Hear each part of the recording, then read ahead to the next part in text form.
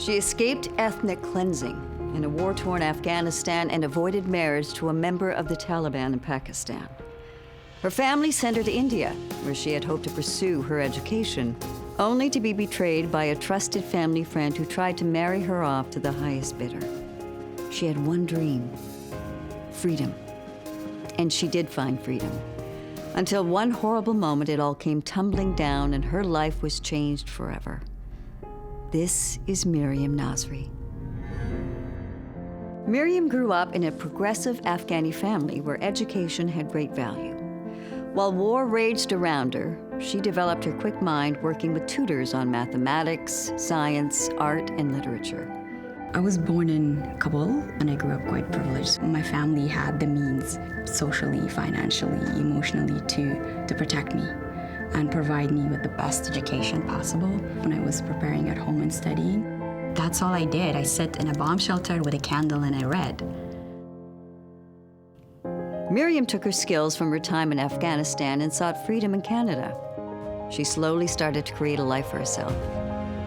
She used her brilliant mind to learn English and catch up on her peers, completing high school, and eventually she became a legal assistant, which helped land her a job at the Ministry of Housing and Social Development. She was thrilled to be working in the office of the Deputy Minister, and it seemed that the horrors of war were finally behind her. And then the unthinkable happened. In 2009, Mariam fell down a flight of stairs on her way back to work, leaving her body broken and all her dreams shattered.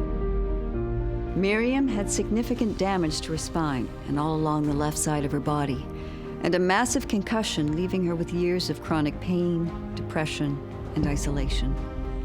The fall also unlocked long-suppressed memories of horrors from her childhood. Medicated and immobile, Mariam struggled with trauma from the fall and developed a hyperimmune system and respiratory issues. I was stuck in a bed. I couldn't do anything.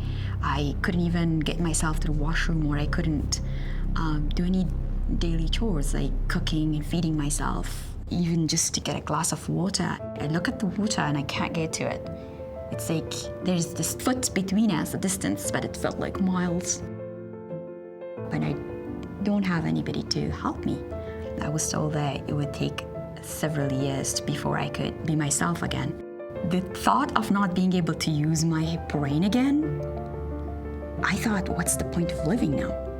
I decided I'm going to go back to university. But as she moved toward a new future, Mariam again started to have problems with her immune system in 2011. The chronic pain that she had been dealing with since her fall almost 2 years earlier was still plaguing her.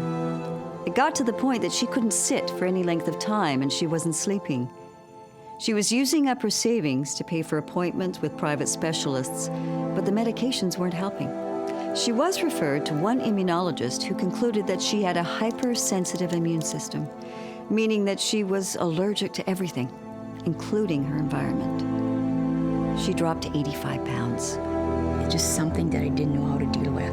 The experience of war and stuff from the past. When I was going through trauma, I didn't have the safe space to calm down physically and process that. I could feel the war inside me. It's like it was coming to the surface. This was Mariam's darkest hour. She was failing her classes and made the difficult decision to drop out of school altogether. She was exhausted, alone, and too proud to tell her friends what she was going through. She had to do something. Her body was shutting down. It's okay to reach out for help, and I didn't know how to ask for help at all. But she did. Mariam finally found the strength to ask for the help she so desperately needed. And that was the moment when everything changed. She made appointments for physiotherapy and counseling. She started a journal, and she began to plan for the rest of her life. And the question kept coming up in her mind: why not write? In spite of all the pain and suffering, it was writing that gave Mariam hope. In the end, it was what would save her. She enrolled in university again, this time studying creative writing. That fall, yes, actually, that changed my life. Made me who I am today. And in a way, I'm grateful for that, because I get to associate and relate to a lot of people who deal with barriers. I went to Afghanistan just video documenting what's going on for my own knowledge for university, and I wanted to know what's happening to my people, their needs, their voices. I decided that I want to open up a nonprofit for women and girls to equip them with skills. Today, she brings awareness and training to Afghan women in Canada. She hosted the first ever meeting in Kabul for women struggling with addiction. And she uses theater and creative writing as a way to bring awareness to issues of violence and mental illness.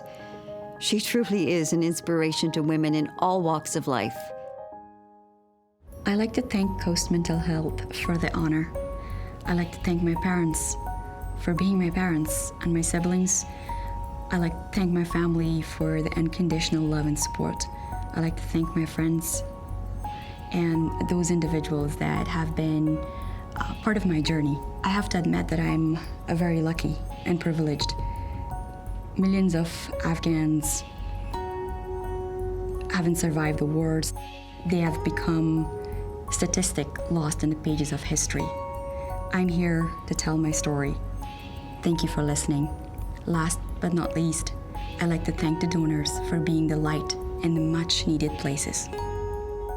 Despite her health issues, she steps out into the world every day to give back and inspire others both here and in Afghanistan. This is Mariam Nasrri and her incredible courage to come back.